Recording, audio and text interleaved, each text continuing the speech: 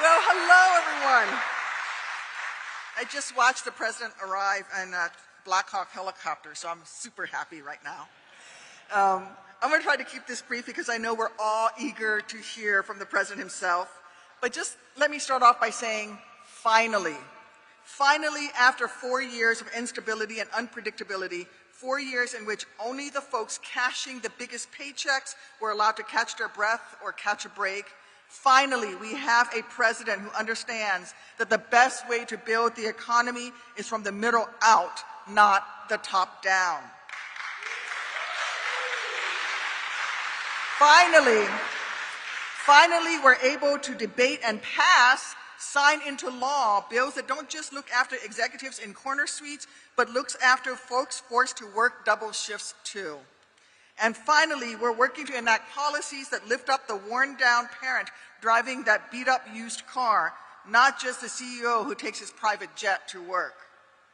You know, every day in Washington, we Democrats in the Senate are grateful to work side by side with President Biden to build an economy which all Americans, no matter their tax bracket, have to play by the same rules.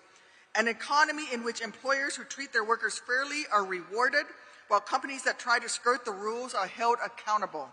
An economy that both rights the wrongs of the past and prepares us for a fast-moving future. An economy that prioritizes investments in the areas the country have been left behind for far too long. It's clear that the down payments that previous generations in this country have paid dividends for all of us here today. With every bridge that they fortified and every telephone line hung, they made our countries physically and figuratively stronger.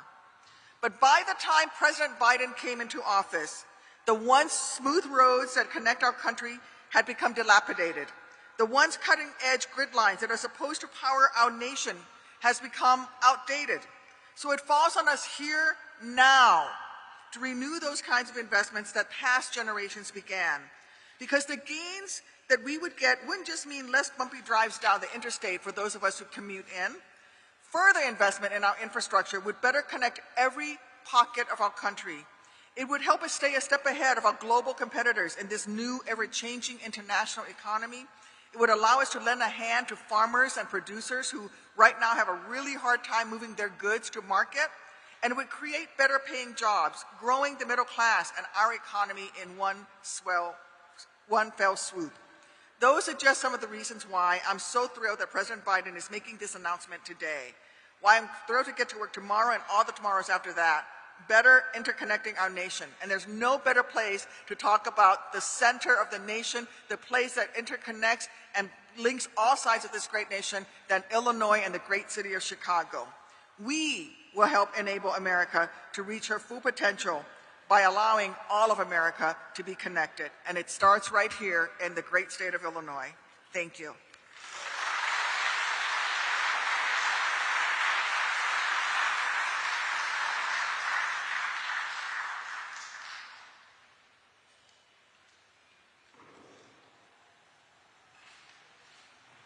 Please welcome Representative Danny Davis of Illinois, 7th Congressional District. Good morning, Illinois. And I want to thank you, Mr. President, for once again having the opportunity to welcome you to the greatest state in the United States of America, led by an outstanding governor, Governor J.B. Pritzker, with the great county government led by Tony Freckleton, and of course a new mayor who has brought hope, new energy, new vision, and new potential to the city. Mayor Brandon Johnson. I had a hard time getting here this morning because I had to change directions 5 times because everywhere I went, streets were being paved with the new infrastructure money that you brought to Chicago. But I really want to tell you I love your bottoms-up approach to community redevelopment. I love the idea, Mr. President, that you've raised the earned income tax credit for the lowest income people in our community. The child tax credits have reduced child poverty by 50%. That in and of itself is enough to get one re-elected. But I want to thank you for the comprehensiveness of your view. You have given America not only a new hope, but you've fought back all of the opportunities that those on the other side have tried to cut. Tried to cut Social Security, can you imagine? Tried to cut the Affordable Care Act. Unbelievable. Tried to take away the gains that we've made. So you've done exceptionally well, Mr. President, but we ain't through yet. We need you for 4 more years. 4 more years. 4 more years for President Joe Biden.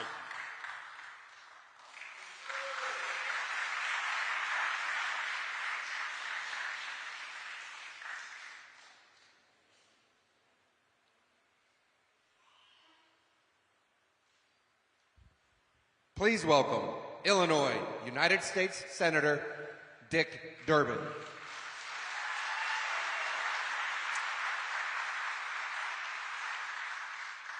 Every politician in Illinois says a little prayer that they never have to follow Danny K. Davis.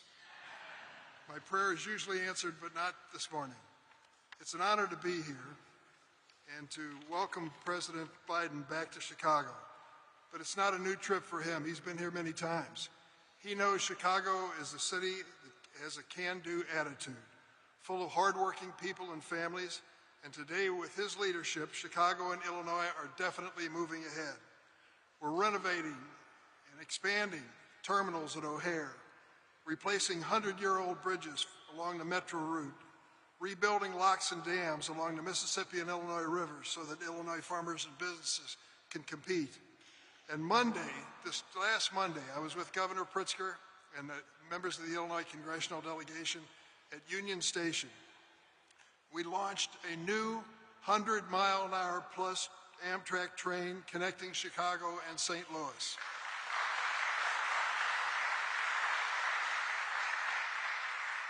I know one Amtrak fan from Wilmington, Delaware, who would have joined our cheering section. Under President Joe Biden, we're laying the foundation for strong, sustainable economic growth. I said to the president when he got off his helicopter that I went to school many years ago and took an economics course, studied economics, macroeconomics, microeconomics. Now I'm being introduced to Bidenomics, and I like what I see. I like what it means for America. Under President Biden, we're building a strong foundation for long-term economic growth for generations to come. Middle-class families get a fair shake, and families who've been left behind get their chance to join the middle class. That's the American formula that built the strongest economy and the largest middle class the world has ever seen. For more than 40 years, though, we've heard one other point of view. The wealthiest in our country have been pushing a different approach and a mythical economic theory. They said if we just cut taxes for billionaires and big corporations, everybody's going to do just fine. But here's the truth. This top-down, trickle-down disaster of economics exploded the national debt, shuttered American factories, hollowed out our communities, and left too many families and small businesses barely hanging on.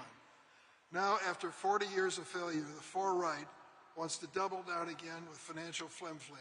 We're not going to stand for it. They want to slash funding for Social Security, Medicare, education, training, our police, border security, child care. The list goes on and on. They even want to cut medical research.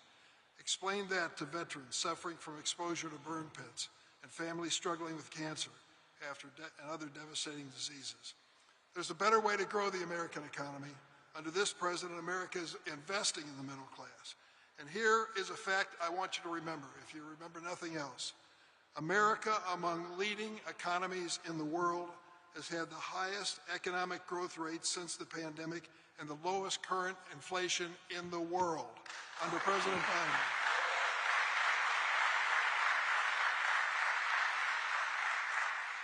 With a record-breaking 13 million new jobs created under this president, including more than 440,000 in Illinois, factories are reopening, middle-class wages are going up.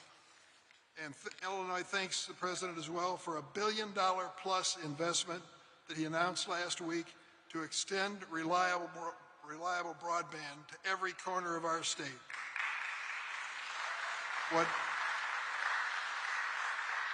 What Franklin Roosevelt brought to America with electricity, this president is bringing with affordable, quality broadband for businesses, families, and students. Under this president, 343,000 Illinoisans now have coverage under the Affordable Care Act. Nearly 1 million are covered under the ACA Medicaid expansion, and everyone is protected from predatory loopholes by insurance companies. Under this president, America is investing in training and education, and we're protecting workers' rights to organize and join unions. This president really means it when he says he's a union president. We need to export American products, not American jobs. That's why the president pushed the CHIPS program, which means that we're going to get back in the business of making semiconductor chips, which change the future. We're interested in clean energy technology. I want to tell you a story about where I was yesterday. I was traveling all over the state, and I was downstate about 150 miles from Chicago, in Lee County, where they're replacing the original wind turbines built in 2007 with newer, more efficient American-made assemblies. It's an all-union, multi-million-dollar project. The manager told me it would not have happened without the Inflation Reduction Act, the new law the Democrats passed in Congress and the president signed. That is just the beginning. We expect 300,000 Illinois families to install solar panels because of that same law. A greener America with reduced energy costs for working families. I'm going to close on a personal note. I've been honored to join the president in bringing more than 130 new federal judges to America's judiciary.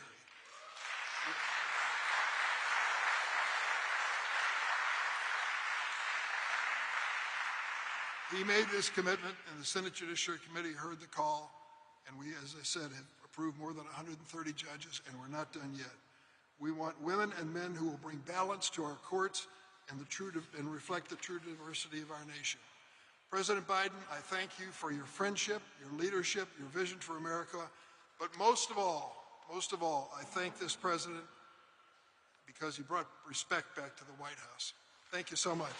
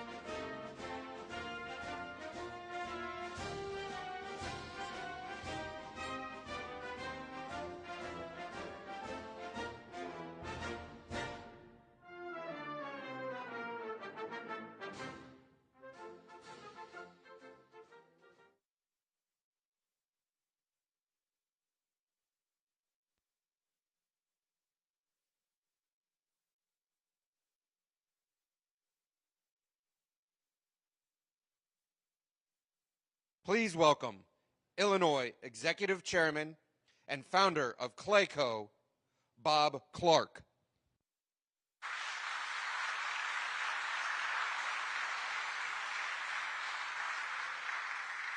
Wow. Friendly audience, I hope.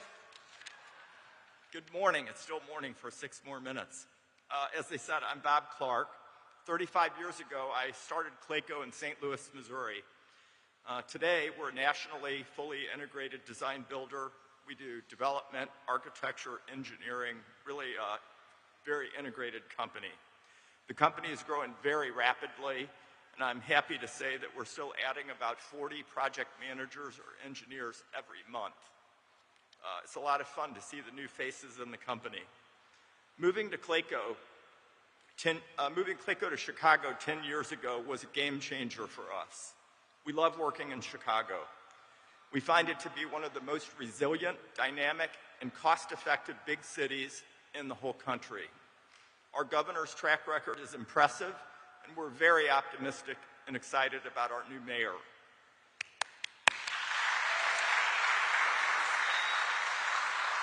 So it's been a tough few years with the pandemic, but we're seeing good signs. We're thrilled, in fact, at Clayco to be involved in the O'Hare expansion here in Chicago. We just broke ground on a $1.5 billion battery plant for Envision. We just broke ground on a $1.2 billion battery parts manufacturing for Intech in Indiana. The SK plant in Georgia was a $5 billion project still underway.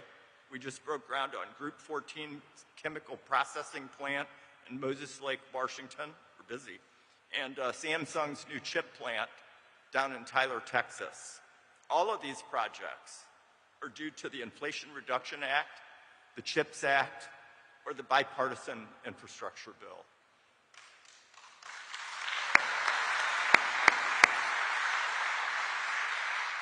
It's the new term, Bidenomics, and I'm buying into it. Investing in our workers, our communities, and the whole country. Clayco and the nation's top builders are gearing up for an American building boom not seen since World War II. We believe the Biden economy will last for decades. It's not a short-term change, and it's going to change the very fabric of American jobs. So today, I'm excited to introduce the President of the United States of America, my friend and the architect of this economy, Joe Biden.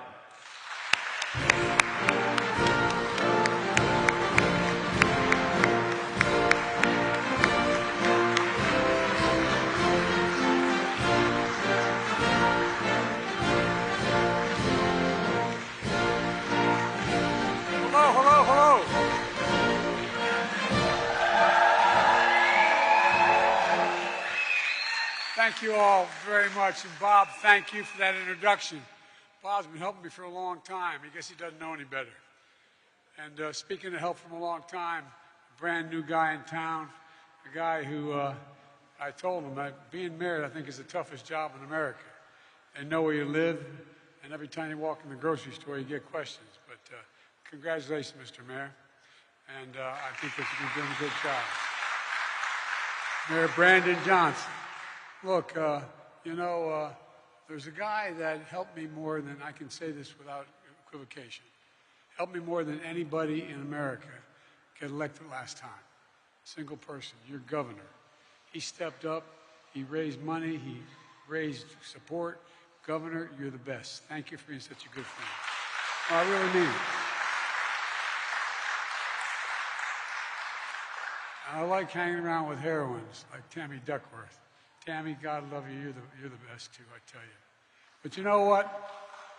My good friend, Dick Durbin, and he is a good friend. We've worked together a long, long time in the United States Senate. He's the single most effective senator in getting things done. That's not a joke. It's not just Judiciary Committee. He's made sure that we got more judges appointed. We've appointed more African-American women to the federal bench than every other president combined.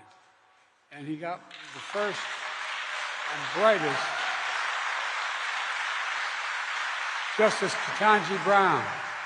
I said I was going to put a black woman on the court, and he put her on the court for me. He put her on the court for me. Dick, you really are the best man. And by the way, when I have questions about just about anything at all beyond the Judiciary Committee, I still call him anyway for his advice. So thank you. And Representative Danny Davis. Danny, you've been a good friend for a long time. He's always there. And to all the elected officials, member of Congress, elected officials here today, thank you. Thank you for the welcome, and welcome me to Chicago. You know, first quarter of the 20th century, the poet Carl Sandburg described Chicago as a city of big shoulders. A city of big shoulders. He was describing the big shoulders of a working class American town who were building this city. At the same time, building the middle class. I'm here in Chicago today for the first quarter of the 21st century to talk about the economic vision for this country. The economy that grows the economy from the middle out and the bottom up instead of just the top down. When that happens, everybody does well. The wealthy still do it, everybody does well. The poor have a ladder up, and the wealthy still do well. We all do well. This vision is a fundamental break from the economic theory that has failed America's middle class for decades now. It's called trickle-down economics, fundamental economics, trickle down. The idea was, it's belief that we should cut taxes for the wealthy and big corporations. And I know something about big corporations. There's more corporations in Delaware Incorporated than every other state in the union combined. I want them to do well, but I'm tired of waiting for the trickle down. It doesn't come very quickly. Not much trickle down at my dad's kitchen table growing up. And it's a belief that we should shrink public investment in infrastructure and public education. Shrink it. That we should let good jobs get shipped overseas. And we actually have a tax policy that encourages them to go overseas to save money. We should let big corporations amass more power while making it harder to join a union. I meant what I said when I said I'm going to be the most pro-union president in American history, and I make no apologies for it.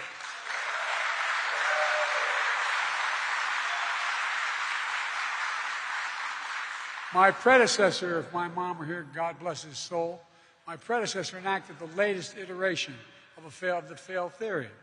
Tax cuts for the wealthy. It wasn't paid for, and the estimated cost of his tax cut was $2 trillion. $2 trillion. Now Republicans are at it again, pushing tax cuts for large corporations and the wealthy, and adding trillions of dollars to the deficit. Trillions. Folks, let me say it as clearly as I can. The trickle-down approach failed the middle class. It failed America. It blew up the deficit. It increased inequity, and it weakened our infrastructure. It stripped the dignity, pride, and hope out of communities, one after another, particularly through the Midwest, Western Pennsylvania, and heading west. People working as hard as ever couldn't get ahead because it's harder to buy a home, pay for college education, start a business, retire with dignity. The first time in a generation, the path of the middle class seemed out of reach. And I don't think it's hyperbole. I think it's a fact, no matter whether you're a Democrat, Republican, or Independent. I knew we couldn't go back to the same failed policies when I ran. So I came into office determined to change the economic direction of this country, to move from trickle-down economics to what everyone on Wall Street Journal and Financial Times began to call Bidenomics. I didn't come up with the name. I really didn't. I now claim it, but they're the ones that used it first. I got asked by a press person this morning, getting on a helicopter in Washington, why, when I asked you about Bidenomics a long time ago, you said you didn't know what it was. I said, I didn't name it Bidenomics. I didn't realize the Economist and the Wall Street Journal did. But I think it's a plan that I'm happy to call Bidenomics. And guess what? Bidenomics is working. When I took office, the pandemic was raging and our economy was reeling. Supply chains are broken. Millions of people unemployed. Hundreds of thousands of small businesses on the verge of closing after so many had already closed. Literally hundreds of thousands on the verge of closing. Today, the U.S. has the highest economic growth rate leading the world economies since the pandemic, the highest in the world. As Dick said, with his help, we created 13.4 million new jobs. More jobs in 2 years than any president has ever made in 4, in 2. And folks, it's no accident. That's Bidenomics in action. Bidenomics is about building an economy from the middle out and the bottom up, not the top down. And there are 3 fundamental changes that we decided to make with the help of the Congress and been able to do it. First, making smart investments in America. Second, educating and empowering American workers to grow the middle class. And third, promoting competition to lower costs to help small businesses. Here's what I mean by all this. Under trickle-down economics, it didn't matter whether you made things as long as you helped the company's bottom line. Even if that meant seeing jobs in industries go overseas for cheaper labor. Supply chains and key products moved overseas, like China and much of Asia. The entire towns and communities, from where I live all the way out there and through the Midwest, were shut down, hollowed out. I mean, literally hollowed out. All over the country, parents have to say to their, many of you, all elected officials, heard people tell you this, had to say to their children, honey, I lost my job.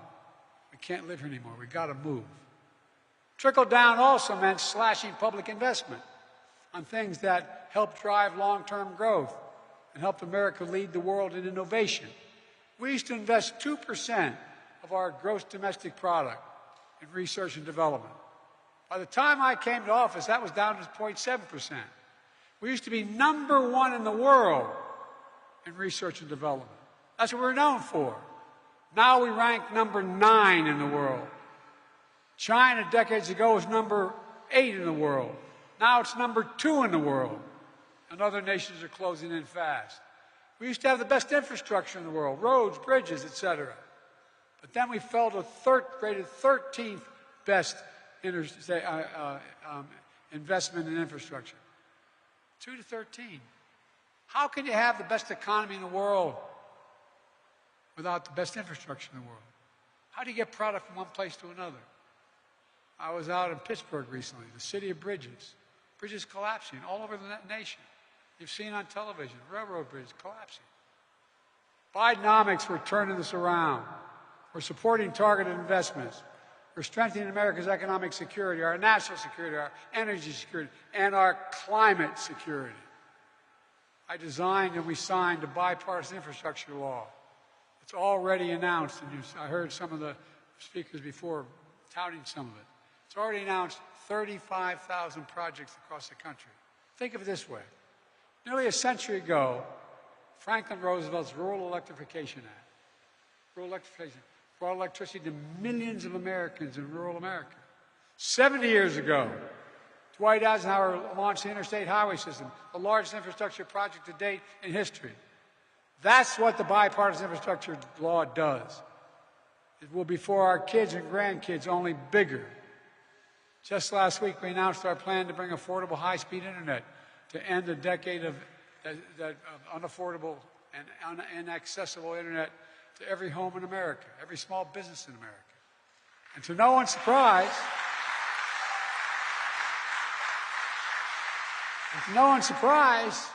it's bringing along some converts.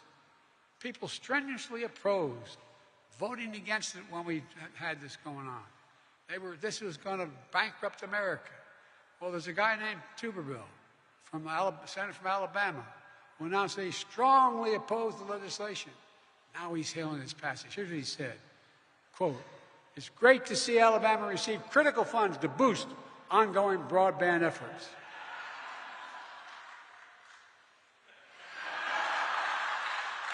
We're replacing every single lead pipe in this country and putting our children's health back directly. 400,000 schools, 10 million homes. We're fixing crumbling bridges, upgrading our power grid, renovating our airports and ports. And Dick, one of you talked about that, how important that is for the Great Lakes as well. Last week we opened I-95 back where I live. and you go up the East Coast. It's one of the most important links in the entire East Coast. Well, guess what? A guy driving a truck anyway, knocked down a whole bridge and the whole blocked 4 lanes of the highway. I went up there. I said, we're going to get this the #1 project to get done.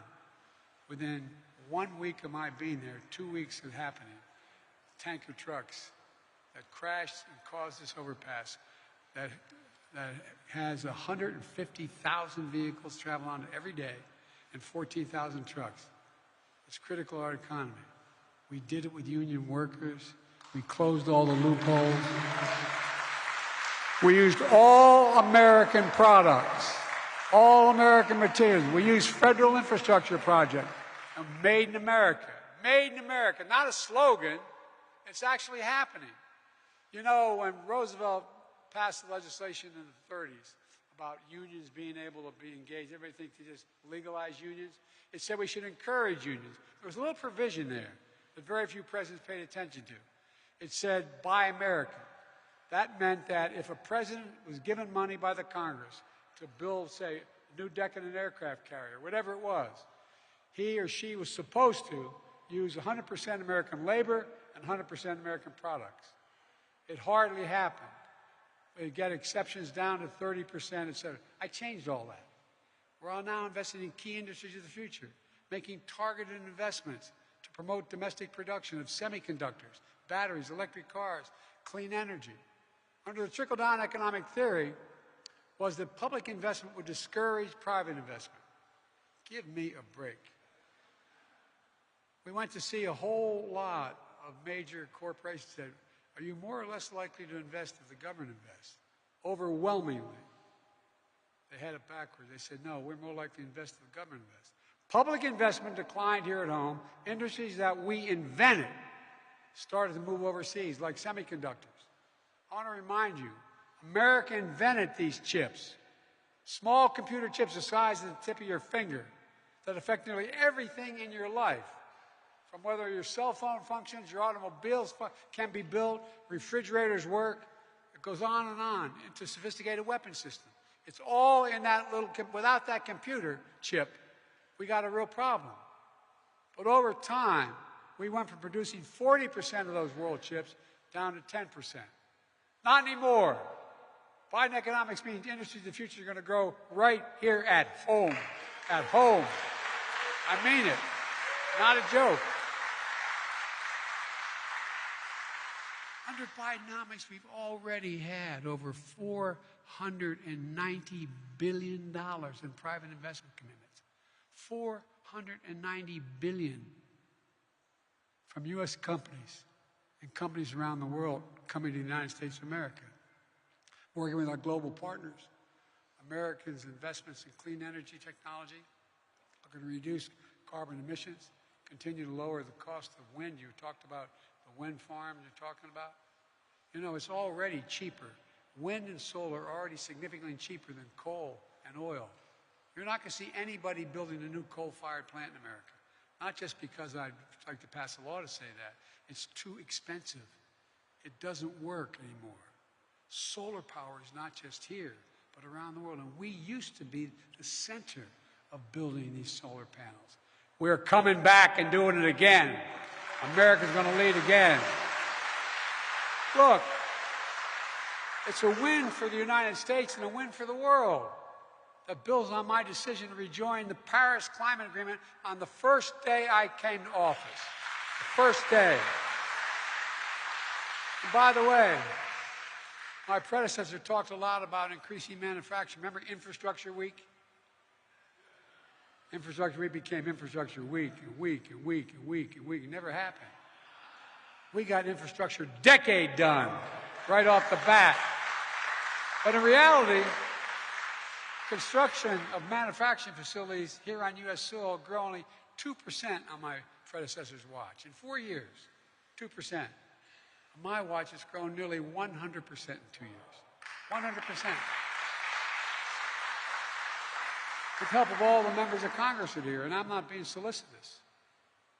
Look, Weirton, West Virginia, where a steel mill closed in the beginning of this century in 2001 or 2 in that range.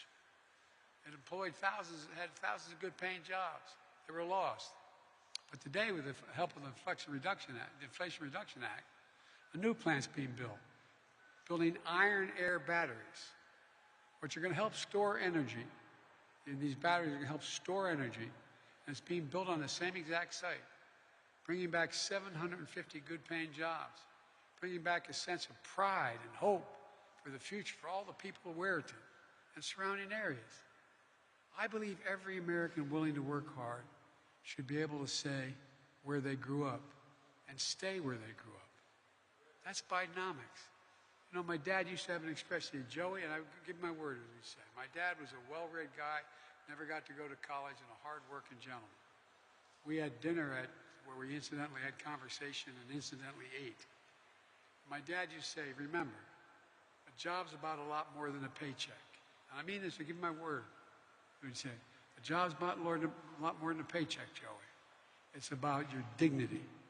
It's about pride. It's about being able to look your kid in the eye and say, honey, it's going to be okay. Think about it. I mean, literal sense, think about that.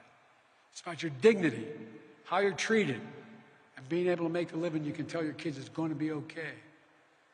The second big part of Bidenomics is empowering American workers. When I took office, unemployment was over 6%. With the American Rescue Plan, we provided relief and support directly to working-class families. Our economy came roaring back. Unemployment dipped below 4% by the end of my first year in office. Now it's been below 4% for the longest stretch in 50 years of American history.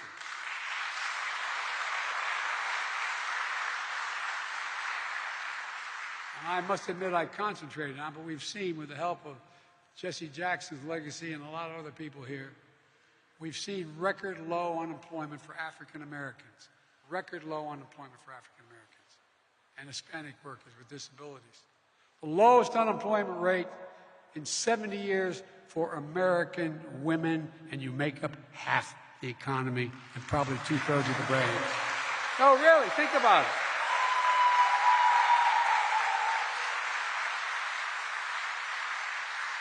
To pause for a second, when I was trying to name me a time when you thought any Democrat would get the endorsement within a week.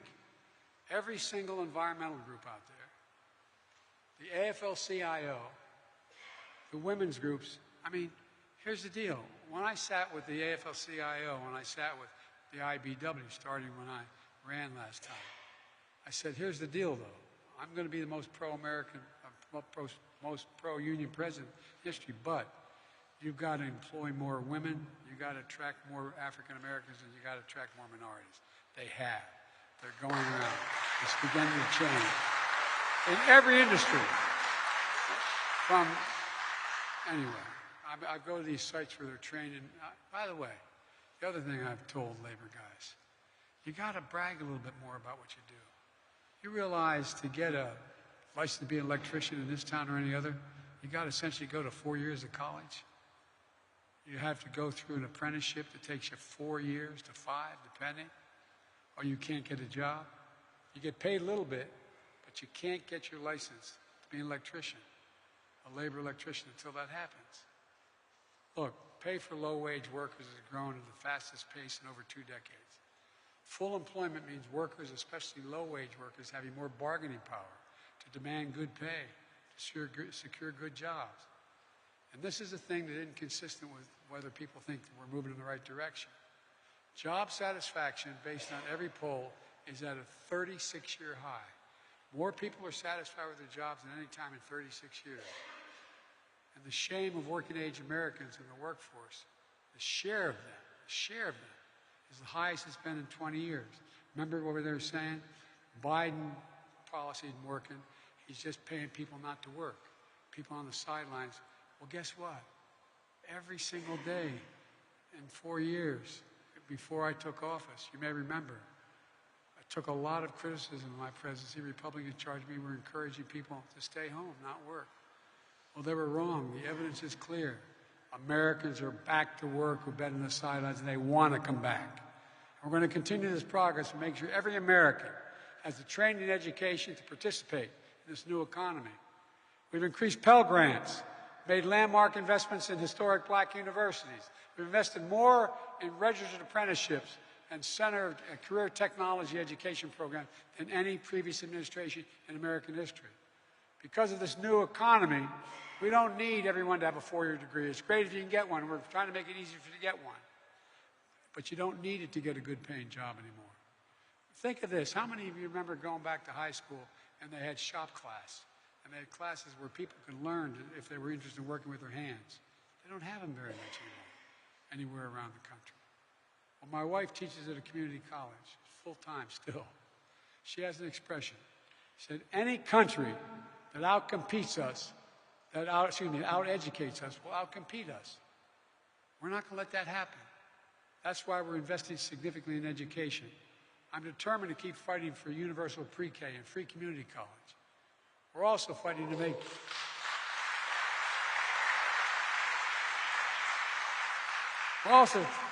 make child care more affordable because we know one benefit is that it opens up significant opportunities for parents to be able to go back and join the workforce. We're also making it easier to empower workers by making it easier to join a union. As I said, I promised to be the most pro-union president in history, and I tell business leaders all the time, our union workers are the best in the world. It takes 4 to 5 years in that apprenticeship. It's like going to college. They'll do the right job on time. Long-term cost for business is less. You know, addressing the 40-year decline in unionization by supporting project labor agreements, collective bargaining, prevailing wage laws. That's the reason today America's support unions is higher than it's been in 60 years. 60 years. And by the way, I met with the Business Roundtable and others. They said, why am I so pro-union? I said, because it helps you. It really does. Think about it. The total cost of a major project goes down when you have the best workers in the world doing it. Not a joke.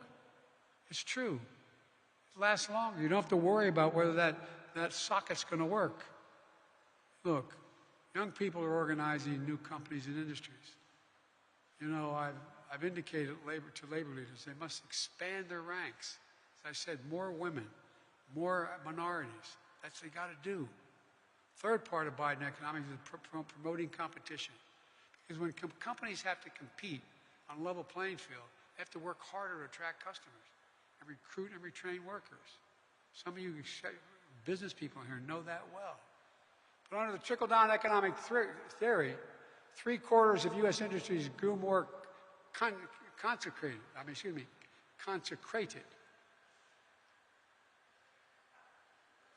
thinking I didn't go to Mass. They were moving to diminish competition. Well, that may have been made things easier for big corporations. But for everybody else, it made it harder, more expensive. It got harder for small businesses to compete. It stifled integration. It reduced wages for workers. And it made our supply chains more vulnerable. So, folks, that's been the Republican plan so far. Good for big business, bad for everybody else. It's not even that good for big business anymore. When I came to office with a very different plan, a limited concentration of power at the expense of consumers. The cops are back in the beat enforcing antitrust laws. My administration is working to crack down on what we used to call non-compete agreements. We still call them that. These prevent 30 million Americans, from security guards to retail workers, from walking across the street to the same kind of business and getting a higher pay, getting $5 more a week or $10 more a week. Non-compete agreements? It's one thing to have non-compete agreements when you're dealing with trade secrets. It's another thing when you're doing the same thing of flipping a hamburger and you're going to get 5 cents more by walking across the street to a different place. We promoted, we're supporting small businesses. You know, Vice President Harris has prioritized providing support and capital for small business owners, including for rural minorities and women entrepreneurs, including through a brand new program that's already helping deliver billions of dollars in growth capital to small businesses in every state. We've seen a record 10.5 million applications, 10.5 million applications, folks looking to start a small business just in the last 2 years, 10.5. Every one of those applications is an application of hope. hope. Competition also means lowering costs for consumers. Bringing down inflation remains one of my top priorities. Today, inflation is less than half of what it was a year ago. And that inflation caused by Russia and by the war in Ukraine and by what's going on. But we knew we had to do more. There's more than one way to bring down costs. Another expression my dad used to use, for real. He'd say, Joey, he said, at the end of the month, the question is, after you pay all your bills, do you have just a little left for breathing room? Just a little less for breathing room. All your bills paid. Do you have anything left? Well, inflation eats into that, obviously. But guess what? Bringing down the cost of medication goes a long way to giving you a little more. That's why, through the Inflation Reduction Act, we finally gave Medicare the power to negotiate lower prescription drug prices like the VA does now. We've been trying to get this done, Dick and I, for decades in the Senate. This time, we finally beat Big Pharma for the first time. You know,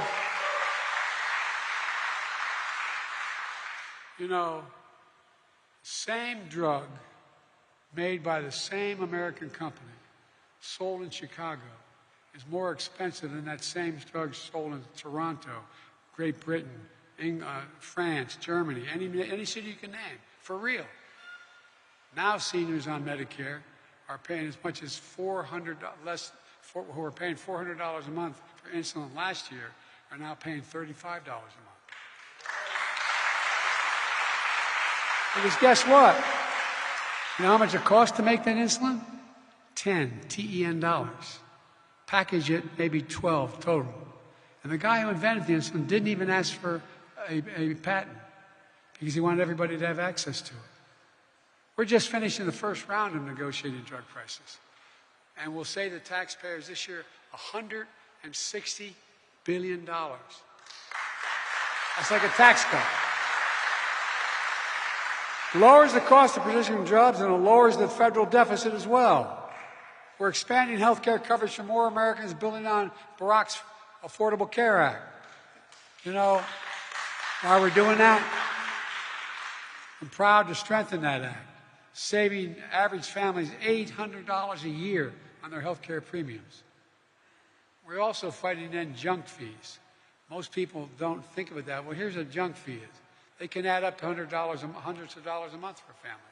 Like that extra fee when you say, I want my child to sit next to me when I take him to see Grandpapa on the West Coast. It's not listed now. They're listing it now. Hotel resort fees. You don't realize, you're not told they're going to be, that ad in television? Mine is $200, his is $180. Well, guess what? Or the one that bothers me the most is overdraft fees for banks. The banks made $7.7 billion a year on overdraft fees. You overdraft a check, you get a penalty. It's one of the leading bank presidents, God love him, he's passed away, but he had a yacht. The name of the yacht was Overdraft. Swear to God. Well, guess what? There are going to be no more overdraft fees. Folks, we're doing all this, reducing the deficit at the same time. Just in my first 2 years in office, my team and I have reduced the deficit by $1.7 trillion, more than any president has. Just in 2 years. And the budget agreement I negotiated without having to give away anything of consequence reduced the deficit by another $1 trillion. You know, reversing 40 years of Republican trickle-down economics that helped few but hurt the middle class, it's going to take some time. But we're in a place where some big pieces, and we're moving in a direction where we can get some more done and people will see it. What I'm doing, and I knew I'd have to do this, all those major legislations we pass, people go, that's great, but it takes time to get it out in the field. It takes time for them to see it. And I'm not here to declare victory on the economy. I'm here to say we have a plan that's turning things around incredibly quickly. We have more work to do. For example, does anyone here think the federal tax system is fair? Raise your hand. No matter how much money you make. We're going to make it fair by eliminating loopholes for crypto traders, hedge fund managers, Big oil made $200 billion last year and got a $30,000 tax break, $30 billion tax break. We're going to get billionaires to pay up a little bit, at least the minimum tax. You know, when we began, there were 750, before the pandemic, 750 billionaires in America. Now there are 1,000. You know how much their average tax is? They pay federal tax? 8% taxes. No billionaire should pay lower tax rate than a school teacher, a firefighter, a cop. I mean, this is...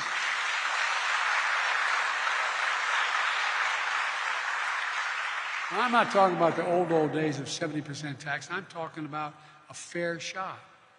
If they just paid the top tax rate that exists now, which is 130%, we'd raise billions and billions of dollars, lowering the deficit, allowing us to pay for so much more we have to do.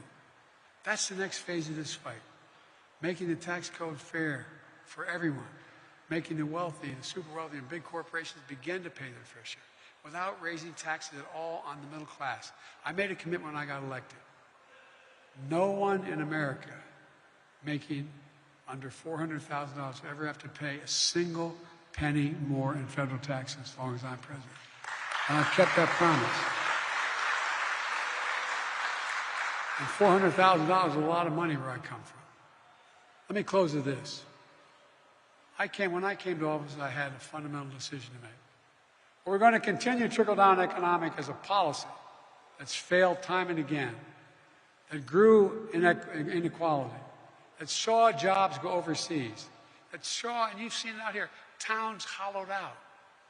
I ran on the promise I was going to end this, and that I began to build an economy from the middle out and the bottom up. We're not going to continue down the trickle-down path as long as I'm president. This is the moment we're finally going to make a break and move away from an economy that has existed in a fundamentally different direction. Here's the simple truth about trickle-down economics. It didn't represent the best of American capitalism, let alone America. It represented a moment where we walked away, and how many in this country, from how this country was built, how this city was built. Bidenomics is about the future. Bidenomics is just another way of saying, restore the American dream, because it worked before. It's rooted in what we've always worked best at in this country, investing in America, investing in Americans. Because when we invest in our people, we strengthen the middle class, we see the economy grow, that benefits all Americans. That's the American dream. 40 years of trickle-down limited that dream, except for those at the top. Too many, for too long, have seemingly suggested that it's only available if you have a 4-year college degree. You can work at a teaching or work at a tech center. These new factories that are opening, these fabs that are opening for semiconductors, without a college degree, you're going to make $100,000 to $130,000 a year working those fabs. $100,000 to $130,000 a year. Well, I believe that every American willing to work hard should be able to get a job no matter where they are. In the heartland, in small towns, in every part of this country, to raise their kids on a good paycheck and keep their roots where they grew up. That's Bidenomics. I think the economic philosophy is not going to restore the American dream that we have now, that philosophy, but this new one will. It's going to help, and I think it's going to help lessen the division of this country by bringing us back together. It makes it awful hard to demagogue something when it's working, although they do it all the time. I've long said, and I mean this, I was on the Tibetan Plateau with Xi Jinping. I traveled 17,000 miles with him. I've spoken with him more than any other head of state because it started when I was vice president, and President Hu was the president, and he was the vice president. We knew he was going to be successful.